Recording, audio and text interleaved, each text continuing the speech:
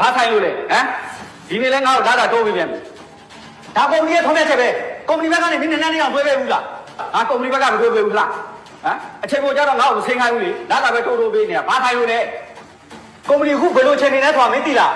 ရှင်းလားဆိုရင်အော်ဒါတွေတက်ရတာတန်းအောင်ချီနေပြီဖြုံးလို့တော့မကုန်တော့ဘူးမင်းကုမ္ပဏီဘက်ကနေရောနည်းနည်းလေးတွေးပေးဘူးလားငါကုမ္ပဏီဘက်ကဘာတွေးပေးကြလို့လဲဟမ်ငါအကျွေးလေးလည်းဆက်ပြီးသွားပြီအိမ်လေးဝယ်ပြီးသွားပြီနောက်ထပ်ငါဘာဆက်တိုးသားအောင်မှာမင်းဖြုံးလို့မကုန်တော့ဘူးဟုတ်လားမင်းဖြုံးလို့မကုန်တော့ဘူးဆိုရင်အခုချက်ချင်းခီးထွက်ဒါပေမဲ့တစ်ခုတော့ရှိတယ်ခီးထွက်တဲ့သေးတွေအကုန်လုံးကုမ္ပဏီကရှင်းပေးမယ်ဒါတောင်နဲ့နှက်ထားပေးမယ်ငါလောက်တာလေကုမ္ပဏီကလာပြီးတောင်းပို့တယ်မှာမဟုတ်တာခီးသွားတဲ့တင်းပြကောင်းတယ်ဆိုတာငါသိတယ်ဒါပေမဲ့မင်းမတော်လို့မရဘူးမင်းတော်ရမယ်မင်းနည်းနည်းလေးတော့အားထားလို့မရဘူးလားအခုကကုမ္ပဏီအခက်အခဲဆုံးချိန်ပဲဟောက်ချုံမှာ